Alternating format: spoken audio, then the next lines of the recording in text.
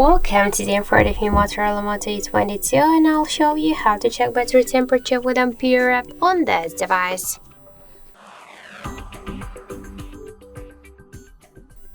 So first, let's open the Play Store application, and then here in the search bar we should enter Ampere.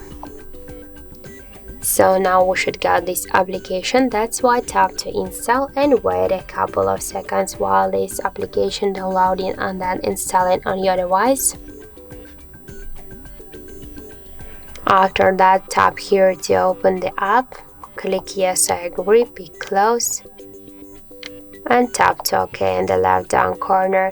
Then you'll see here information about battery temperature. That's 33.5 in my case. Also, we can find here more information like the battery level, health, capacity, voltage, model, Android version, and more other info.